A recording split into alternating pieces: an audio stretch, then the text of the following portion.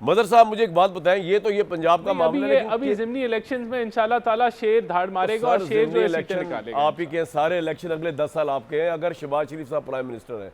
ये मदर साहब को बात समझ आ रही, फैसल चौधरी साहब तो पता नहीं दुनिया के किस हिस्से में बैठे हुए दिमागी लिहाज से, किसी को समझ नहीं आ रही। शहबाज साहब जैसा प्राइम मिनिस्टर ही पाकिस्तान के अलावा पाकिस्तान जैसी कंट्री में सूट कर सकता, ऐसा वंडरफुल इतनी अमेजिंग समझ हमारे पास नहीं है जितनी आपके पास है। Amazing guy, he is amazing guy. कह रहे हैं ट्रंप तराने पड़ रहा है उसके भाई, वज़ीर आज़म होगा। नहीं, आप ये कह रहे हैं कि जितना ऑर्डरली वज़ीर आज़म होगा उतना लंबा चलेगा। ये आप कह रहे हैं, मैं नहीं कह रहा। वो वज़ीर आज़म जिसकी अपनी सोच कोई नहीं, अपनी राय कोई नहीं, ये आप कह रहे हैं, मैं नहीं कह रहा। जो है उनका कोई सोच ये आप कह रहे हैं, मैं नहीं कह रहा हूँ। मैं कौन सा कह रहा हूँ? मैंने आपके मुंह पे ज़बान में क्यों अल्फाज डाले? मैं खुद मैं अपनी बात खुद करता हूँ। बिल्कुल। शहबाज शरीफ साहब ने कौन सी कमाई की है, या अवामी वो लीडर हैं कि वो जो है अपना 10 साल चलेंगे? आप तो बुनियादी तौर पे ये कह रहे हैं कि गोली मारे जमहूरियत को, गोली मारे इलेक्शनों को, गोली मारे हर उसूल को, बस जो भी है। मेरा तो ईमान की हद तक ये यकीन है कि इस मुल्क में ना कभी जमहूरियत आई, ना ये मुल्क जमहूरियत के लिए बना है, और ना ये जमहूरियत के साथ चल सकता है। मेरा ईमान की हद तक यकीन है, और मैं और मेरी आइंदा आने वाली कई नस्लें जो है इंशाल्लाह यही देखेंगी रूट यहाँ पे। और बिल्कुल ठीक चल रहा है, कोई ऐसा मसला नहीं है। सूटेड बूटेड होकर राणा साहब बैठे हुए पुरसकून है, पढ़े लिखे आदमी है, जब उनको कोई एतराज नहीं है तो who the hell are you mister Faisal Chaudhry? कौन है आप जो एतराज करने वाले? जब इतने I am the hell of citizen of Pakistan. नहीं, सिटीजन ऑफ पाकिस्तान जो है ना, मेरी बात सुने, आपके लीडर से टोटली ग्रॉस मिसकैलकुलेशन हुई। मैं बताता हूं, आपके लीडर ने कहा, सोचा कि सिटीजन ऑफ पाकिस्तान तो वो जमहूरियत के साथ है जी, मुझे उठाया गया तो मेरे पीछे आएंगे। वो एक बंदा बाहर ही निकला मेरे भाई, ये पोजीशन। अब मैं मदर साहब के पास चला जाऊं। मदर साहब, ये तो ये हो गया पोजीशन पंजाब में। तो कहा go to help citizens of Pakistan भाई, तो और क्या है? इसमें कोई और क्या है? और क्या है? सिचुएशन यही है सर। ये बदकिस्मती है, इस पे ये खुशकिस्मती है। आपको नहीं ना पता, आप आधा ग्लास देख रहे हैं, मैं ग्लास दूसरे तरीके से देख रहा हूं। वैसे मैं आपको बताऊं कि आपके ये जो है ना गैर जमहूरी क्रेडेंशियल्स, इस पे भी आपको दाद देनी पड़ती है। यानी सोचते भी नहीं आप दूसरी दफ़ा।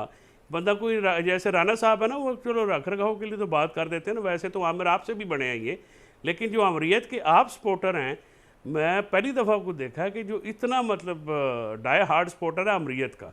फैसल तो भाई, आपको मुबारक हो सर। फैसल भाई, आपने अभी देखा ही क्या है, अभी चल जाएगा आहिस्ता, और आपके लीडर ने भी कुछ नहीं देखा, वरना जेल में ना पड़े होते।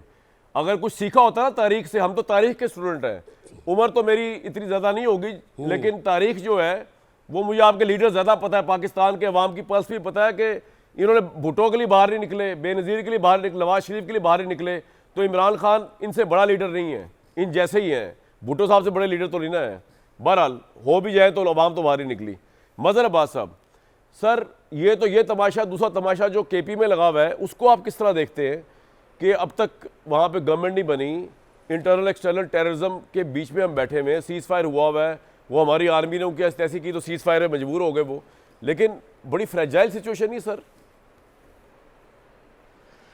जी पहले एक सिर्फ जुमला कह दूँ, आपने अवाम की बात की। अवाम तो जब निकल कर वोट देता है तो आप उस वोट को इज्जत नहीं देते sir. That is not enough. उसके बाद मैनूवरिंग कर लेते हैं। अपने वोट की हिफाजत करनी पड़ती है सर, आपका ऐसे थोड़ी होता है। अपने वोट की हिफाजत का मतलब ये कि आप उसको ब्लेम नहीं कर रहे जो इलेक्शन मैनूवर करता है, उसे ब्लेम नहीं कर रहे जो इलेक्शन को रिक करता है, उसको ब्लेम नहीं कर रहे जिसका काम सियासत नहीं है और वो सियासत करता है, उसको नहीं ब्लेम कर रहे। आप उसे ब्लेम कर रहे हैं जो सियासत करता है। मैं सर इसलिए ब्लेम नहीं कर रहा उसको ज्यादा, बदर साहब, मैं उसको इसलिए ब्लेम नहीं कर रहा चाहिए ना सर। अर्ज सुन लें, पाकिस्तान में जितनी पॉलिटिकल पार्टीज हैं उनके वोट बैंक देख लें, इस्टेब्लिशमेंट की जितनी नफरी तादाद है उसका देख लें, पूरी पुलिस का एस्टीमेट लगा लें, वो एक तरफ है और 25 करोड़ अवाम एक तरफ है। आप कह रहे हैं कि 25 करोड़ अवाम के साथ बड़ा जुल्म हो रहा है, जमहूरियत में उनका वोट ये हो जाता है वो हो जाता है। उस 25 करोड़ में से 1% भी कभी बाहर नहीं निकले प्रोटेस्ट करने। किसी को गोलियों का खदशा है, किसी को ट्रॉलों का खदशा है, किसी को वो कंटेनर्स का खदशा है। आप देखें इंडोनेशिया में इंकलाब आया, बांग्लादेश में आया, वो हम जैसे इंसान है, किसी को अपने वोट का पास रखवाने के लिए बाहर निकले। इंग्लैंड के अंदर अगर ये हो जाता, आप कह रहे हैं रिगिंग हुई है, तो मिलियंस बाहर निकलाते। जी मतलब ये कामरान साहब, मैं समझता हूं, जी मदर साहब की बात सुन लेते हैं। जी देखें मतलब ये आप ये कहना चाह रहे हैं कि लोग पीसफुली निकल के वोट देते हैं तो आप उसको इज्जत नहीं देंगे, लोग बंदूकें उठा के निकलें तो आप उसको इज्जत देंगे? नहीं नहीं, पीसफुल प्रोटेस्ट मतलब होता है आप क्या सर, कह सारी रहे हैं? दुनिया में पीसफुल प्रोटेस्ट होता है। सर पीसफुल प्रोटेस्ट भी होता है, वायलेंट प्रोटेस्ट भी होता है। बांग्लादेश में क्या हुआ? यहाँ तो प्रोटेस्ट ही नहीं हुआ ना सर, तो नहीं, मैं आपकी आपने कैसे बात सिर्फ ये मान लूं कि अवाम इस सर, सिस्टम मैं- के साथ नहीं है? अवाम इस सिस्टम के साथ कंसर्न लिए बैठी है।